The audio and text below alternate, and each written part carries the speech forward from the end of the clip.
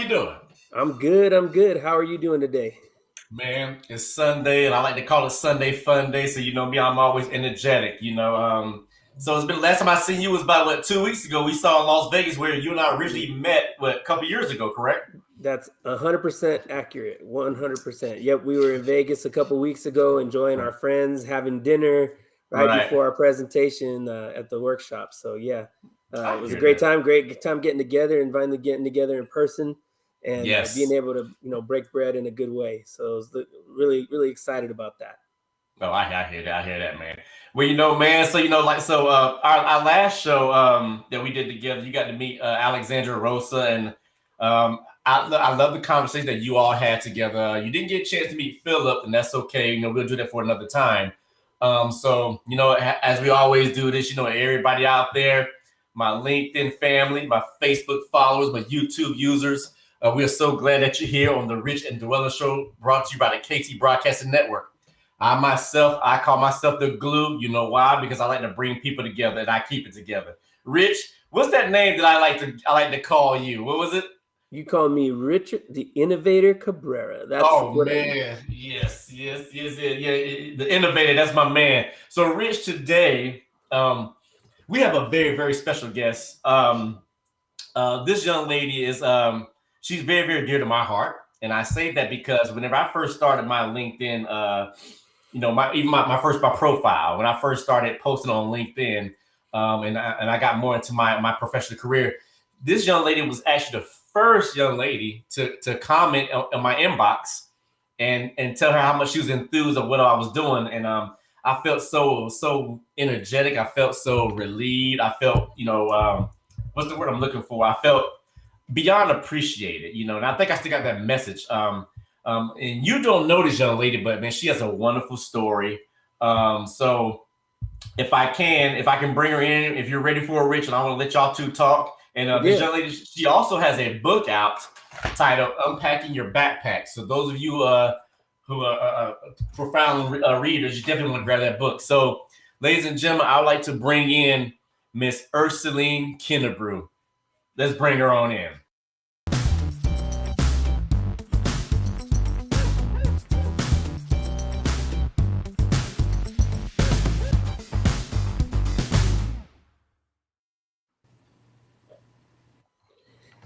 Oh, there she is. There she is. Hello, hey. How you like that intro music, right? I love it. That was awesome. I was just, kind of back here backstage jamming. So Ercelene, glad to always see you.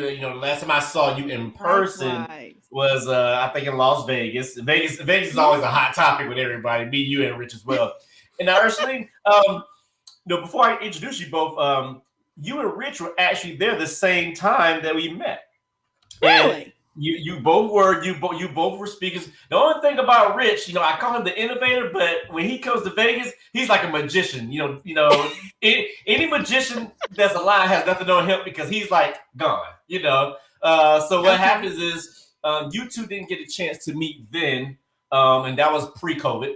So now that we're dwindling through COVID, I would say, we're kind of like half and half. So I think this is a great time for you both to meet. So Ercelene, I would like for you to meet Richard Cabrera. I call Richard the innovator, and he'll tell you why.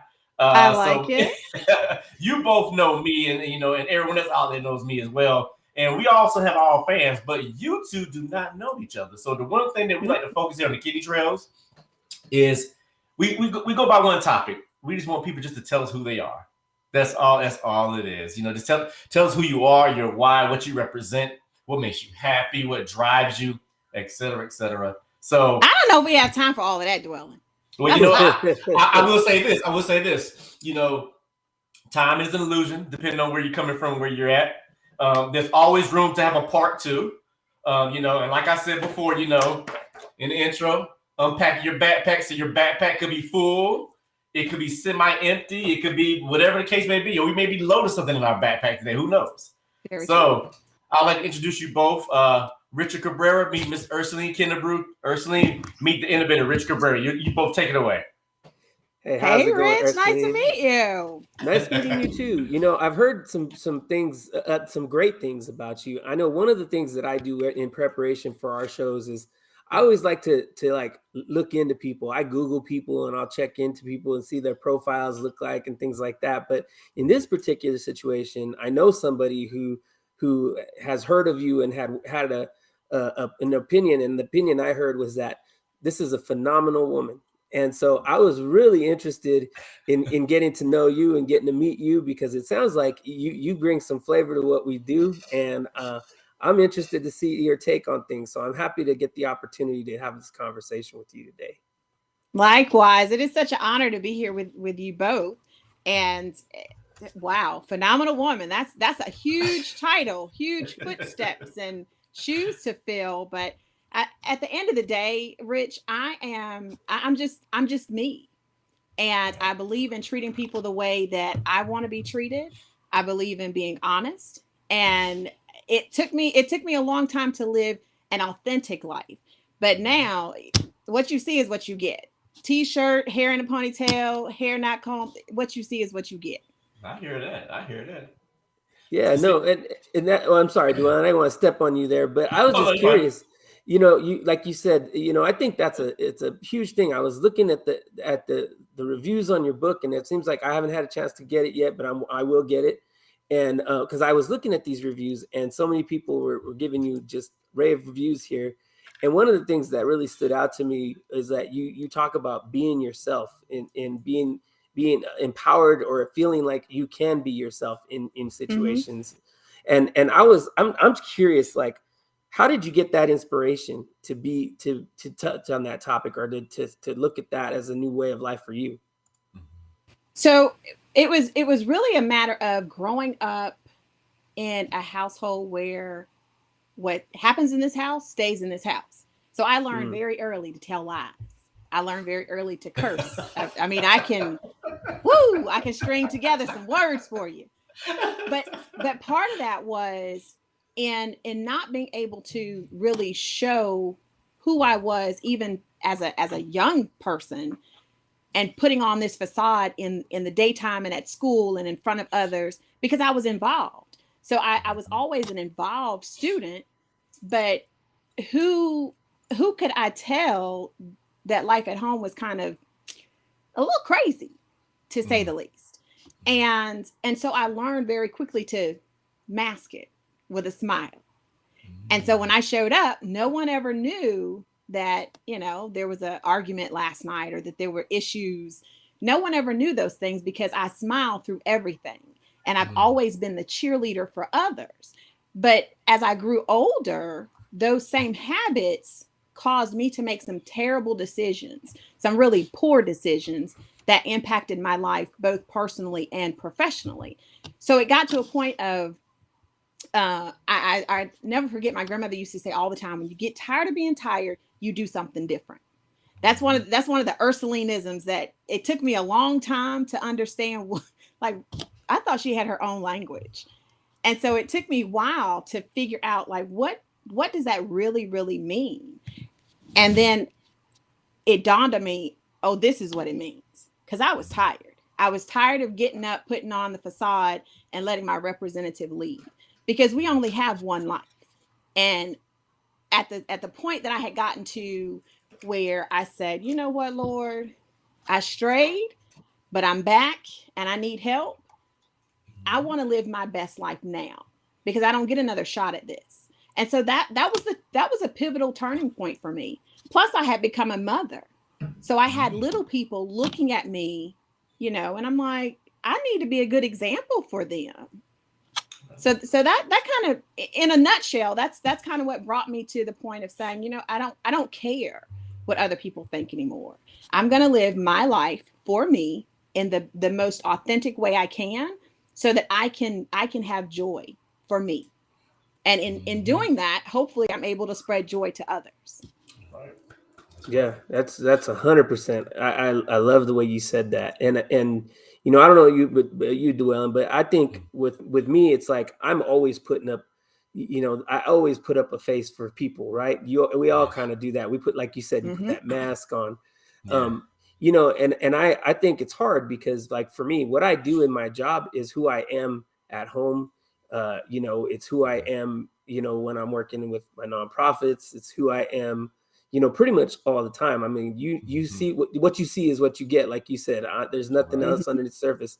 You know, I don't know if you, Dwelyn, what do you, I mean, are you the same way at work? Because I've never seen you in the clinic. I mean, what are you like there? well, you know, it's funny. I am like this, you know, at work, you know, amongst the individuals I work with, you know, like I hate to say the word patients. I like to say the individuals that I work with. And I've even had them ask me before, like, are you always this happy and always this joyous? And I said, well, yeah, because for one, I'm glad that I'm living. I am humbled, you know, and I know that there's somebody always out there that has it worse. But I used to always say that, you know, if I bring, you know, my bad issues to you or to anyone else, you know, I'm not doing a service or any good.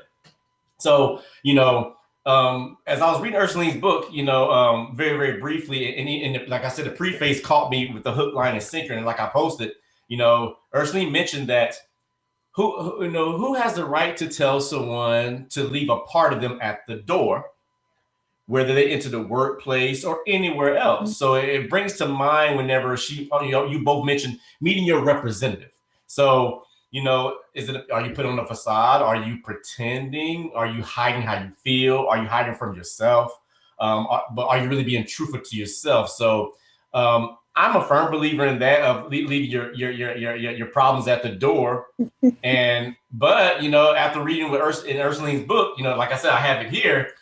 I was like, we're going to have an interesting conversation tomorrow. I said, because, you know, I never looked at it that way, because this is something that I've always been told, or we have been told. Make sure, you know, once you enter here, I guess, stop being who you totally are, I would say, you know, and not saying, but be you, and yada, yada. So it's kind of confusing. So that's my take on it.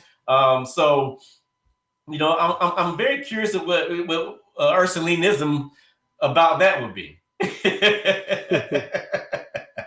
So, Dwelyn, that's I would say, and I hate to say all, because that's so, you know, infinite, but the majority of people in the workplace have been told, leave your problems at the door. But the reality is the person that you interact with, I'm the sum total of my past experiences and encounters. So part of who you're telling me to leave at the door is part of me, because all that stuff, whether it's resolved, whether it's fresh, whether it's yet to come, that's all a part of my journey through life. So I don't encourage people, you know, bring all your problems to work and lay them all out on the you know, the lunchroom table. But that's a part of who you are. So I'll give you an example. I have led teams for several years in a past life. So when my teammates and my colleagues come in, I'm very intuitive to, how are you doing today? That's a question that everyone should be asked. How are you doing today? And not asked in passing, oh, I'm good, because you don't really want to know how they're doing. But when I ask you, how are you doing today? I really want to know. Because if you've got stuff going on and you show up at work with all that stuff still going on, you're not going to perform at your best. True. I don't care who you are. You cannot perform at your best if half of you has been left outside because you're worried about how you're going to pay the light bill, or you're worried because you just got served divorce papers, or you're worried because whatever your because is. That's all a part of who you are, and a part of what makes or breaks your day and how you show up for others. Right. No, you know, you just said something there, that like how we show up for others. And I feel like, you know, a lot of decisions that we make are never based on 100% like facts or information. We make decisions as emotional beings, right? That we're emotional. That's how people determine. And I think a lot of times that emotion is really what makes you who you are in certain situations. And in you know, in the healthcare industry and what we do, a lot of times if we didn't have our emotions, we'd be like robots, right? And I think that's the hard part, is because we're not putting out furniture or widgets or making little, devices. We're caring for people in our industry. And so it's important to kind of have that emotional piece to you. You don't want to like totally be 100% driven by emotion, but at the same time, it better be part of your workload and of your ethic and what you do and how you perform and how you make decisions throughout the day. And in the end of the day, most of those decisions do have an impact on the people we care about. So, I mean, I really feel that strikes a chord with me. And so you wrote a book. Like, Dwelyn keeps throwing that book up there and just putting it out there that I haven't picked it up yet. So I'm making me guilty. So I'm gonna get it because I'm interested now. But Rich, I commit to send you a signed copy. Oh, that's awesome! My gift to you. Thank you so much. I appreciate that so much. I have plenty of time to read it. I spend a lot of time out on the road and doing stuff, so that'll be great. But you wrote a book, and it's something I would love to do someday. Can you tell us about your experience as an author? Like, what was that like? I mean, how is it putting pen to paper? I mean, that's one of the things I find hardest is organizing my thoughts for it to make sense and flow, and being able to, pull all that together. It must have been a huge undertaking for you. Yes and no. And I say yes because I put it off way, way too long.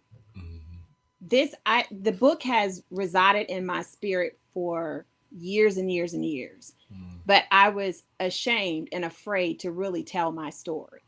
Just being completely transparent. It's like you write a book, you publish it. Now the secret is out. There's no pulling it back at this point.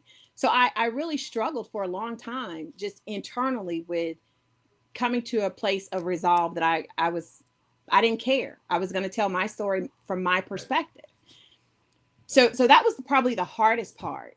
But once I decided that now is the time, I worked with a woman who I had been kind of watching her move for a little while.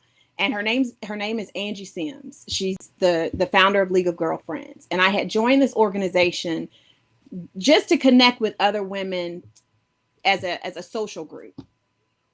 But she had this advertisement about writing a book and she would be the book coach.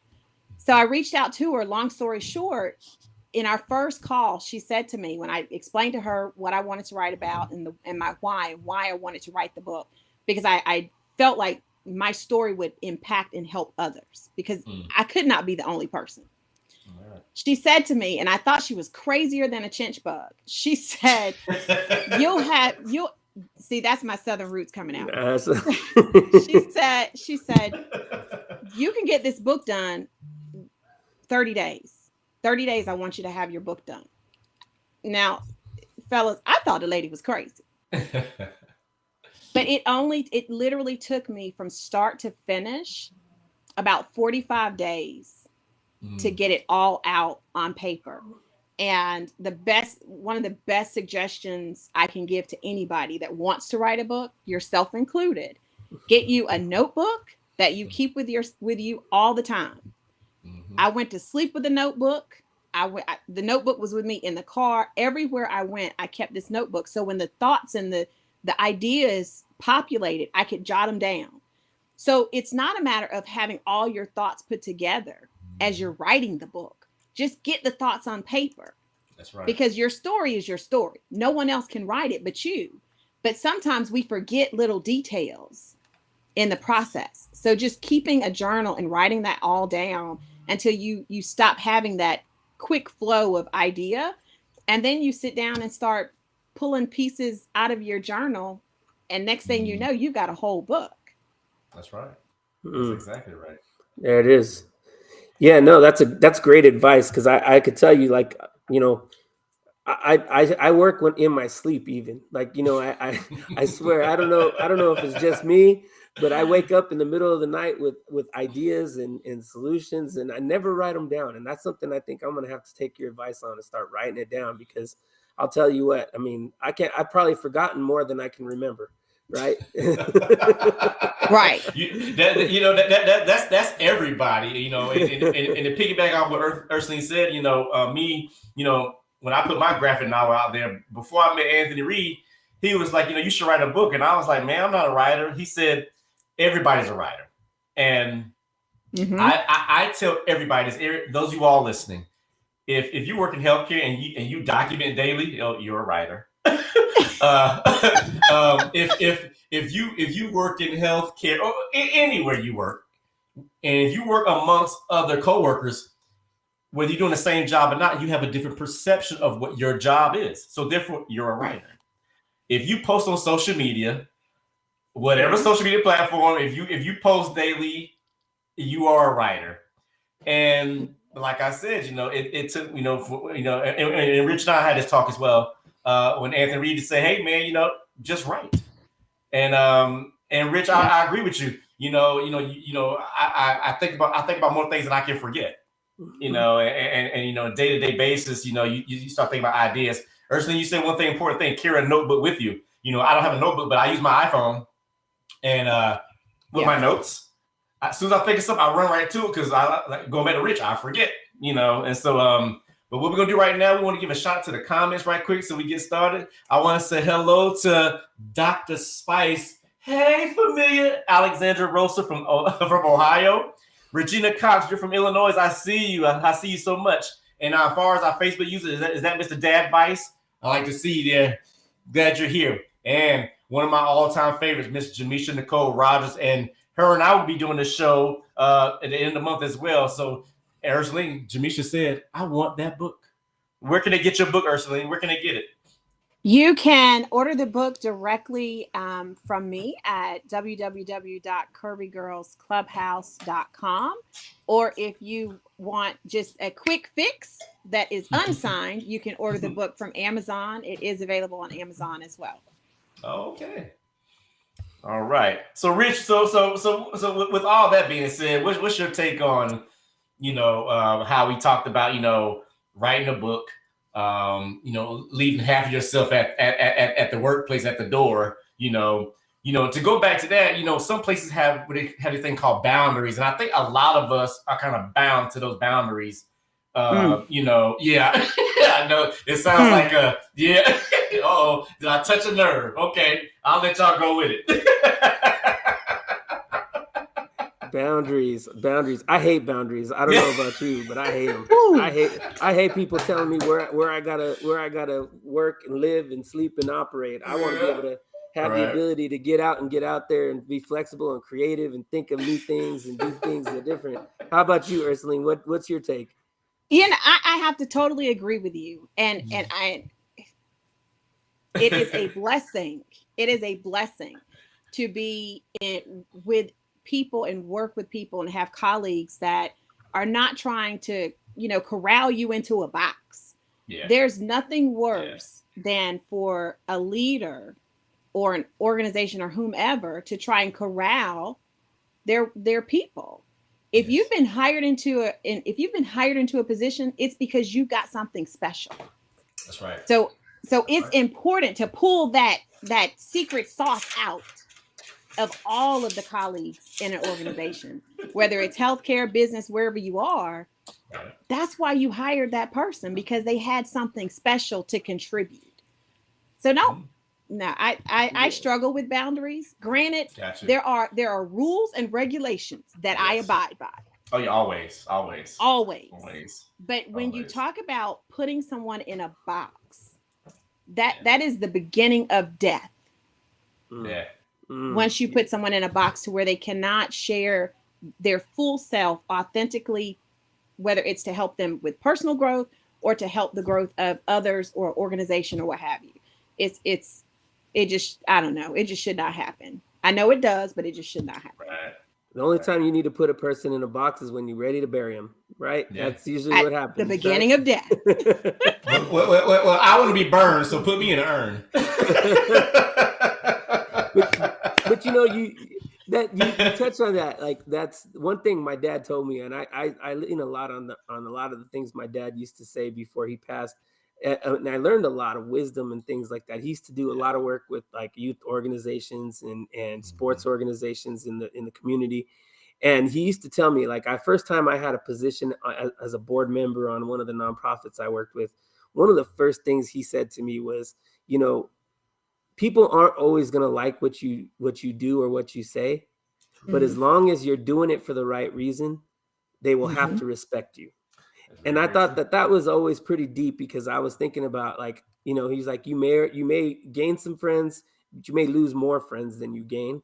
But as long as you're doing things for the right reasons, they may not like you, but they will always have to respect you. And I thought that was like what the words to live by, right? Because I think a lot of times when we're working with people, you know, not everybody is going to agree with some of the decisions and things that we try to do. But if you're doing it for the right reason, I feel like that respect will come, and not just respect, but you'll get the outcomes, right? You'll see change. You'll see things happen. You know, that's where movers and shakers really are able to like excel, is when they're given the ability and the freedom to really try new and different things. And it may sound crazy, but you know, at one point in our history, it was crazy to think you could get in a big metal box with 4 wheels and go hundreds of miles, right? Okay.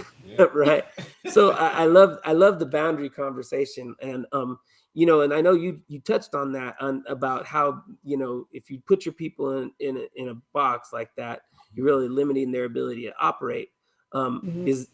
Is there ever been a situation where you were put in that box, and how did you get out of that situation? That's when it comes down to making tough decisions, and whether it's professional or personal.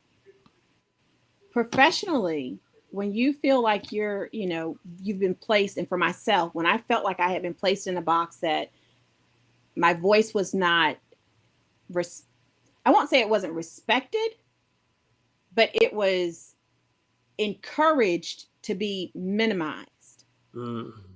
So I struggled with that, because once I had unpacked my backpack, it's like, here I am. And if you're asking for suggestions and ideas, granted, you may not like it, but don't ask me for my thoughts and opinions if you're really not wanting to hear it. Right. So I had to make some tough decisions about my career and the individuals that I work with. And you know, it is what it is. Sometimes you can, you know, move around an organization. Sometimes you may have to leave an organization when you're talking professionally.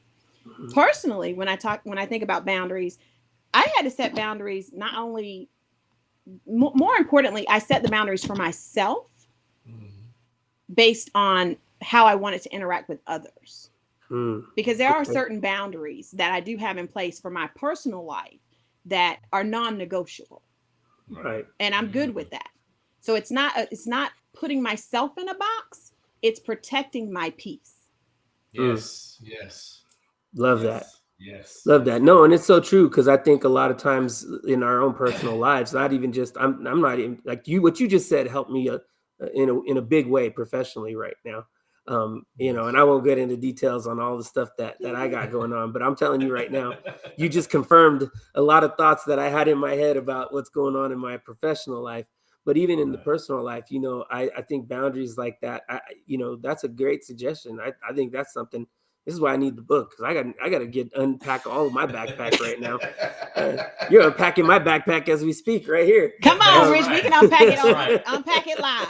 That is right. But I think that's the thing. Like, when you know, it's important to have that balance and that harmony, and not just professionally, but in personal life too. And when you've got things, you know, that you haven't set boundaries, or you haven't like established those boundaries and learned to deal with them in your own personal way on the personal side, your professional life is probably going to follow the same track. So I think when you say all of this, it's like you're exposing things in me right now that I need to, like, hey, I'm taking notes on my over here. You see me looking down at my phone. I'm taking notes, trying to think, man, I got to remember this, you know? Yeah, me too. There goes my notebook. But you know what, Rich, the one thing, like you said, if you don't have boundaries in your personal life, it can impact you professionally. But the same thing in reverse. If professionally, there's not a true culture of work-life balance. And I know a lot of people say, oh, there's no such thing. No, there is. Yes. I'm living it. There is. Yes. There is work-life balance. but that's a culture. And so if professionally you don't have good balance, then That's it right. impacts your personal life. Because guess what? When you're overworked and feeling underappreciated, how do you show up to your loved ones? Yeah. You're a little Yeah. aggressive. Oh yeah. Yes. Most people, let me not say all, but most people, it's hard to turn that off. Let me make sure none of my family is around right now. They'd all be standing behind me right now with pom-poms cheering you on for saying everything you just said. But it's just so important because like I said earlier, we only have one journey this way. Yes. To my knowledge, we have one shot. So Right. if you don't figure out sooner rather than later, the worst thing in the world is to look back and have regret. That's right. That's exactly. Because there's nothing you can do about the past. Once it's You gone, can't it's control gone. the future.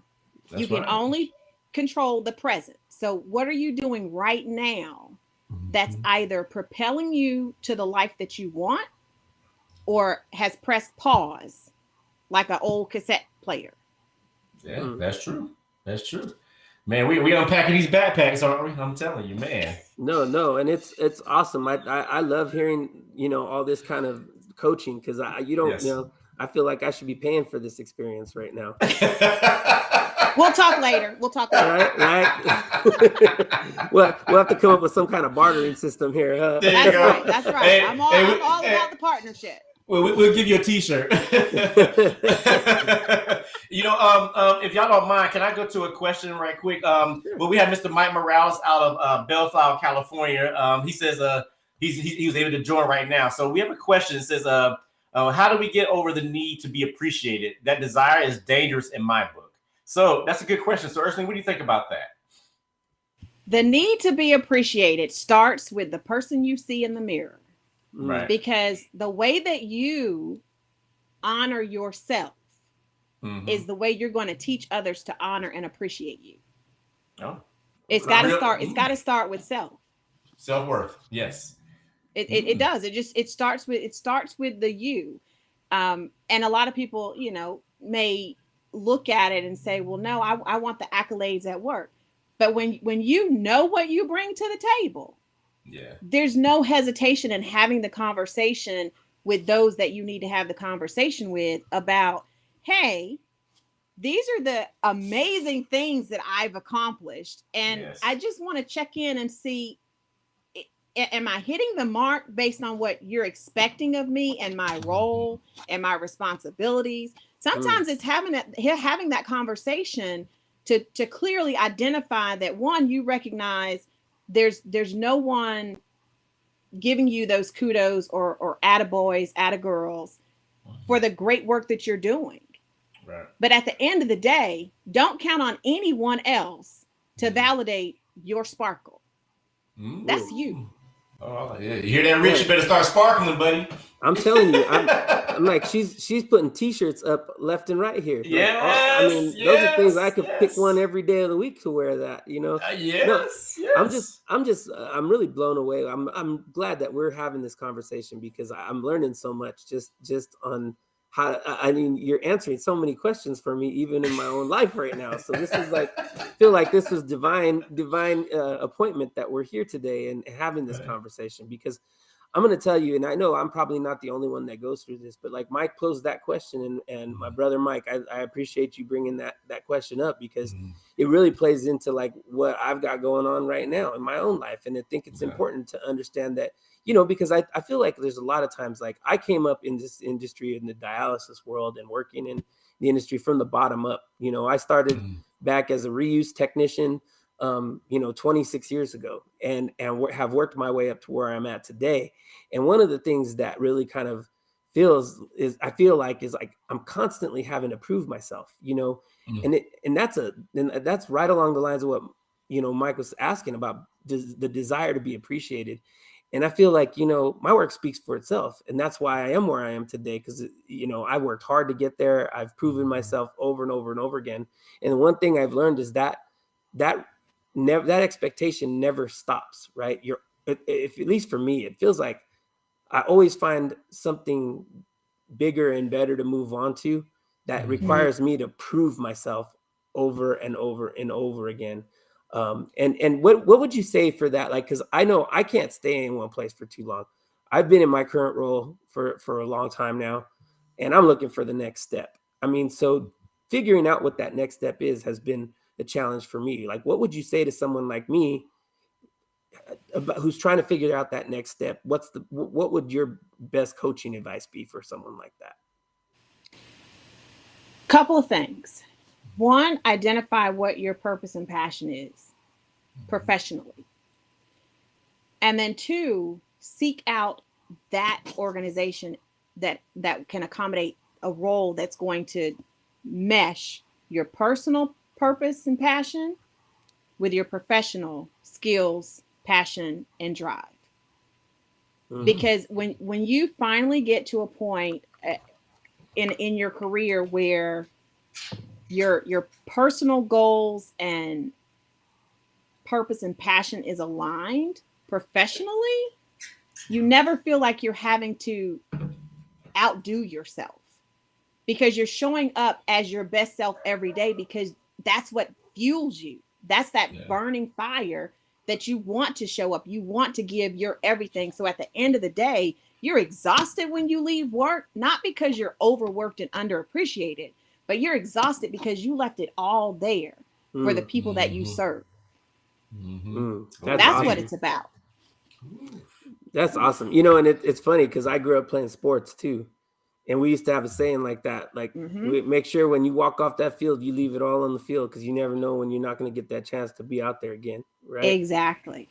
Yeah, exactly. No, that's a lot of how I grew up. So I love that mentality. And that's kind of what I bring to the table every day, is like, you know, don't leave nothing undone. I want to know that I don't have any regrets. Like you were saying earlier, you know, regrets are hard to live with, right? You don't want to ever have to live with regrets. So I appreciate that. That's a really good piece of advice for I know probably a lot of us out there. Oh man, yes. Jeez, yes. My goodness, yes. I mean, that's therapeutic for me as well to hear that, Ercelene. You know, because you watched me throughout my career, you know, as I kind of, you know, and I've always called you and talked to you about advice and stuff like that. So, you know, to piggyback off that question with appreciation, you know, with me, and this is just me personally, you know, since I can remember, you know, I've been told that you're never wrong with being your own cheerleader. And you're never wrong with that. And some people may take it as bragging, or you be having ego. No one cares. But my thing is, you know, I believe in, you know, the helping hand that you're looking for is at the end of your own arm. You know, because you want to look for self first. You know, as far as being appreciated, you know, you can never over appreciate anyone, whether it's personally, professional, relationship, et cetera, et cetera.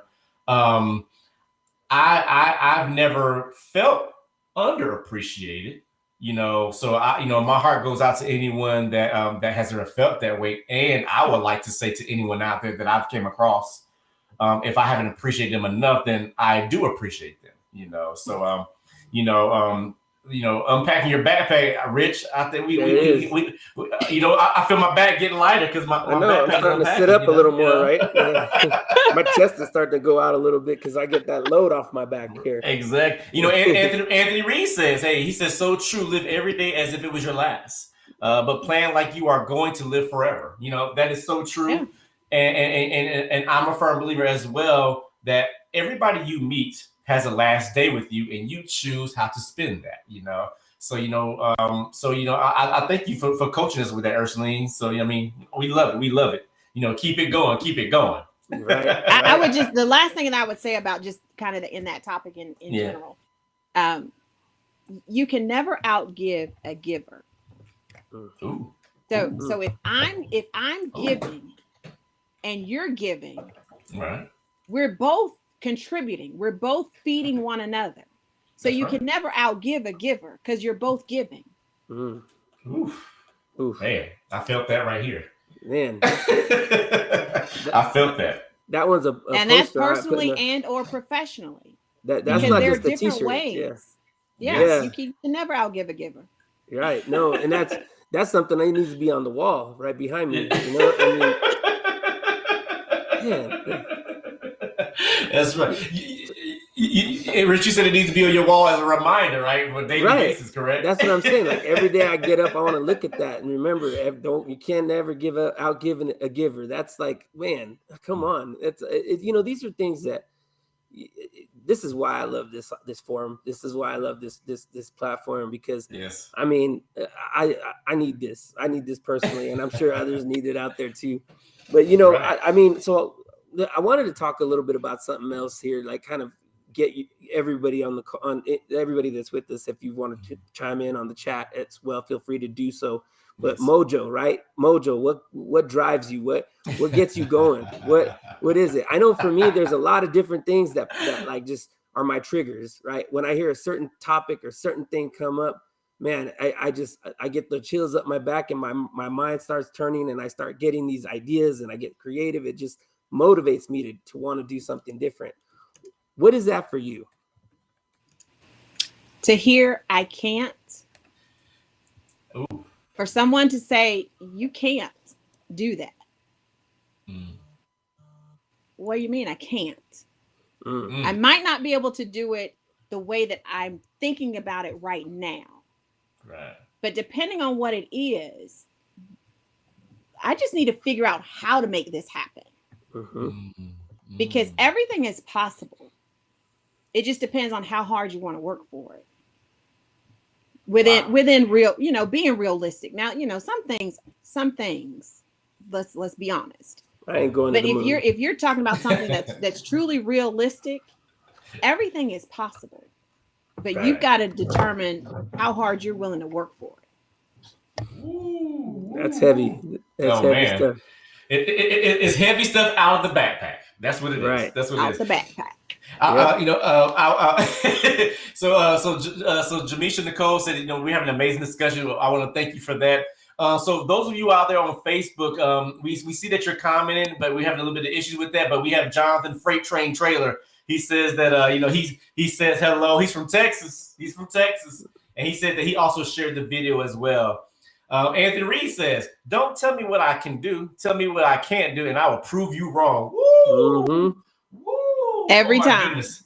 Woo! So it's kind of like Ercelene, you would say like you say, I accept that challenge and I prove you wrong.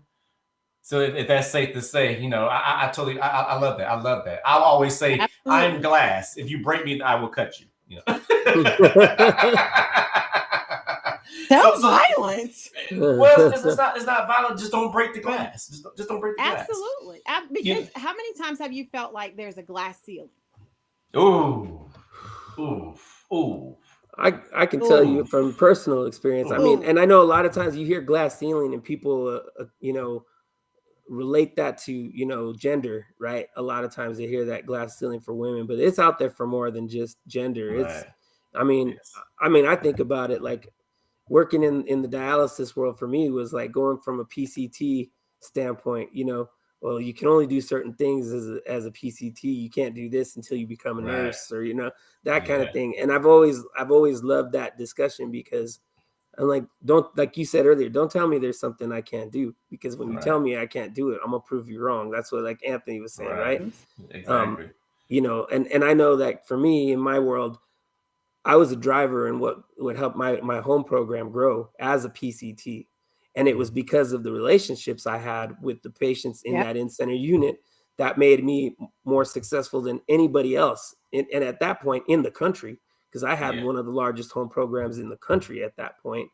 And it all started with my dad being the first patient and having that personal experience, and then being able to share it with other people, right? And then learning how to tell my story in an influential way so that people would see the benefits from their perspective, not just in how, by looking at my perspective and understanding how it would help them. So that was one of the things I learned to overcome early on was, like, there you go. And that one sounds like, or from a Latino's perspective, that was the other way, like I look at my current business right now, my company right now, there's not too many faces that look like mine in there, and I look at that and I look at the leadership. I'm like, this isn't always, what looks at like me. So it's more important for me to interject and try to get up to that place because I want representation there. And so that glass ceiling, it definitely is real because you feel it sometimes. But I can also say that I've been in the opportunity to work with people who understand that what my goals are and have been supported. I have some great mentors that have been behind me along the way that have really, helped me say, what is it that you want to do? Because I want to help you get there. And and that's what you got to look for, right? You got to find those cheerleaders in your own life that are going to help you not just open doors for you, but lift you up, to get to those places. I used to hear the speaker. I work in a lot of nonprofits, but one is a Latino youth leadership program, and one of them was the fact that there's people that came before us, and they made a human ladder, and you're not clawing and scraping their backs to get there, but you're climbing their shoulders. You're climbing their shoulders to get to that next level. And so I think that's the cool, one of the coolest things that you talk about is that drive, that motivation, how to get there, and how to really find your way with the right support system. Did you have mentors like that in your career as you were moving through? I've been very, very fortunate to have great mentors. I've had some amazing leadership that I reported to, and I mean, I smile when I think about some of them as individuals because we're still friends to this day. And there were times that we bumped heads, that we didn't see eye to eye, but everything they did, whether it was a corrective comment, I can't say corrective action because I haven't really had one of those, but just from that constructive feedback, I'll say, I knew it was coming from a place of good intent. Yes. It was never coming from a place of, well, I'm the leader and you're the subordinate, so you do it this way. No, it was always to help me improve professionally. And so that has been just paramount in my success throughout the years, both at my former organization and the current organization that I am connected to. Literally identifying a place that mimics and parallels my personal passion was truly game changing. And in a very short period of time, I have felt more supported and have seen people in places and at tables and in positions that I never thought I would see people in those places and tables and positions. And it's not well, I'm here, you're never going to make it. It's paving the way, right, so that others can walk through. And that gives me goosebumps just thinking about it. Yeah. Oh man. Ooh, yeah. Now I know you said you had mentors, and so how did that actually happen? I mean, was it a natural, organic kind of relationship, or was it more deliberate? Did you seek out mentors and have that discussion? What was that process like for you? A little bit of both. Some of my mentorship was just organic, and then some of the mentorship I watch. I'm an observer, so I watch people. I see how they move, see how their leadership style is, and I reached out. Hey, from time to time, is it okay for me to reach out to you for some advice and just talk things over? And that's kind of how those relationships came about. And then I read a lot. I enjoy reading. So going to, let me give us I don't know how else to say it without giving a name dropping. Going to the books, I'll say the bookstore. I won't say which one. Going to That's right. Going to the bookstore. Going to the bookstore and spending time at the bookstore reading books on leadership, reading books on personalities, taking courses to just increase my skill set so that I could be a better leader for my team. Yeah. But in becoming a better leader for my team, I became a better person also for myself. Yeah. Well, kind of hard to be a good leader if you're not your best self, right? I mean, we are the example we set. So yeah, that makes sense. That's right. I like that. Rich. I'm sorry. I have a question for Ercelene. So, we talk about, we talk about boundaries. We talk about unpacking your backpack. We talked about being yourself. As I read, you mind if I read something from your book that kind of sparked me? Yourself. So, and I posted this earlier on Facebook and LinkedIn as well. And I want to know what your take on this is. It says heartbreak and breakups. Demonstrate to others what you require in a relationship by the standards you set for yourself. Never engage in debate with someone who can't afford your attention. Mm. That now I'm gonna tell you something, Ercelene. I read up into page, I think 60 of your book, and I skipped around a little bit, and whenever I turned the pages, and that stood out to me, and I was like, heartbreaks and breakups. I was like, okay, and then I saw that your name was that was your quote. One of your Ercelenisms, and that's the reason why I posted that. So I would like to say, going back to the preface of your book, how you mentioned, like I said, the hook, line, and sinker for me was, leaving your part of yourself at the door, and and I apologize to individuals that I work with who I'll always tell them, oh my God, stop bringing stuff to work, stop bringing whatever, So that was a reality check for me. But what is your take on that quote about heartbreak and breakups? I mean, what overall, how can you sum that up? Ooh.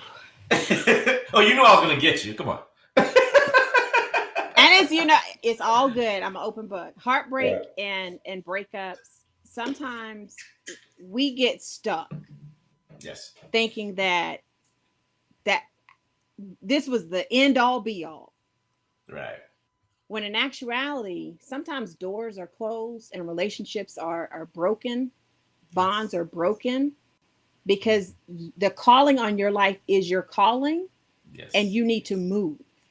Mm-hmm. So when you get to a point where you feel stuck or you feel I can't move forward, and nothing you do is manifesting the way you want it to, yes, you're in the wrong place.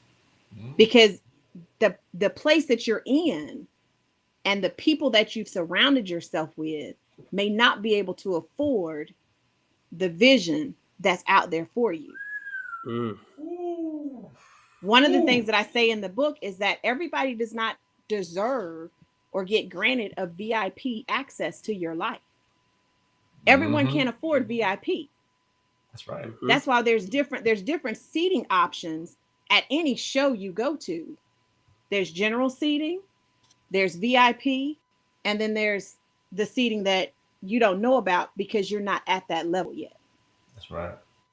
Oh, so wow. if it's time for you to move, trust and believe. There's something in that area where you are that can no longer afford your attention. So let it go. Let it go. Wow. Rich, what you think about that? Man, she took me to church today on Sunday afternoon. I'm blown away right now. I mean, because everything you're saying just makes so much sense. It's just, oh, goodness. It's just funny because it's like we've all heard little bits and pieces like this before, but man, it's just like it's perfect timing. And I think that's the big piece is like when you hear things like this in times when we're trying to make decisions or we're trying to navigate through life or even figure out what the next step is going to be. Right. Man, you need to hear this. You need to have these kind of just sources of encouragement in your life. I think that's where I hope that everybody that's listening today gets the same kind of impact that I'm getting out of today's show. I mean, I get the privilege of having the direct conversation with Ercelene here, but yeah, I mean, man, I would be a fly on the wall listening to this. I'm interested in seeing what the feedback is later on. Well, you know what, Rich? I will say this. She just only gave you cookie crumbs just as well as you, because we have our virtual summit coming up for everybody. Yeah, and those of you who do not know about our virtual summit, which will be April 27th through the 29th, you will get a chance to bear witness to Miss unpacking your backpack, Ercelene, as one of our moderators for just one of our wonderful guests. And you also get to see Mr. Richard Cabrera as well. I mean, so we're down to like our last 5 minutes. I would like to go to one of the comments, and I think that was Mr. Mike Morales. He was to piggyback. He said, "I like finding problems, developing solutions, and leading teams to bring solutions to scale. Personal and professional are one and the same for me." And that's very deep, and also I can agree with that. Also it was mentioned about Hispanics and Latinos are often limited by the ceiling, so we go back to representation, as we all talked about earlier before. And like I said, that can lead to heartbreaks and breakups as well.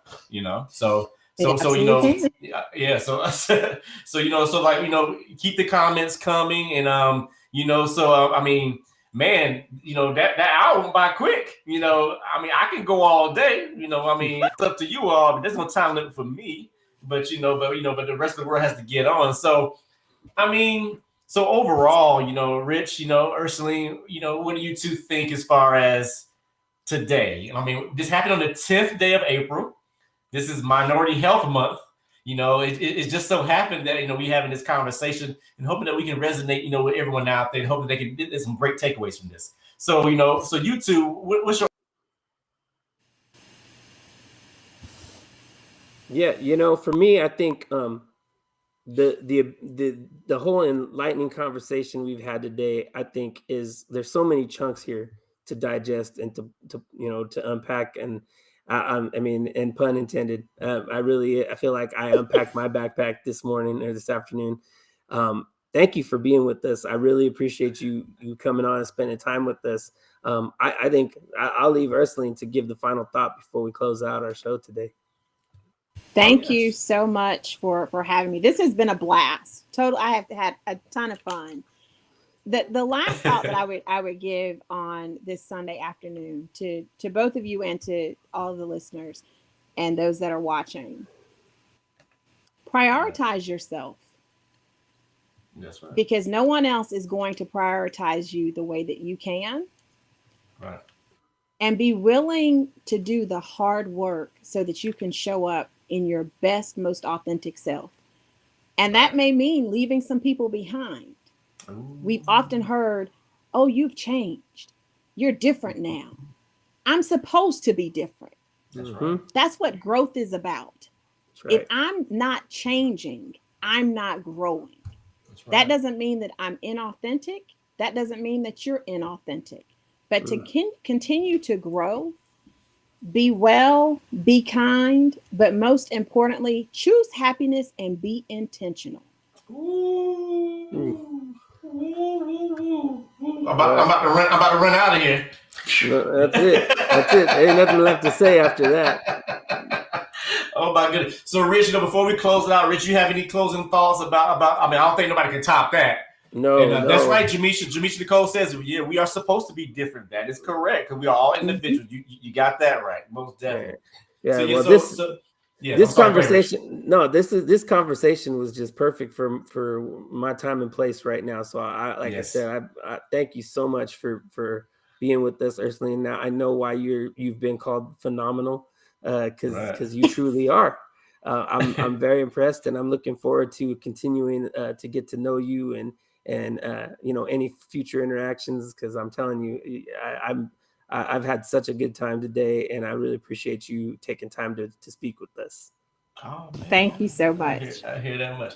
Well, I think you both are wonderful. I love you both. I love your company. The talks that we all have and the pictures we take, especially me and Rich, So I would like to say to everybody out there, thank you for tuning in on this Sunday. We are trying to have our shows, every other Sunday, but like I said, I'm all over the place, and I'm multitasking. So we'll try to find days for you all to be guests on our show. So Ercelene, Rich, I want to thank you for coming. And Ercelene, I agree with you. If sometimes you just have to lead people. I live by this motto. If I'm going to get where I need to go, even if I have to drop you off along the way, and that's what I want to say. So, ladies and gentlemen, my Facebook users, my LinkedIn family, my YouTube users, we are signing off from the KT Broadcasting Network. And hey, I'm the glue, and Rich, I'm the innovator. All right. And as I say, hey, we're going to close it out. Thank you. I'm nice, and we're gone.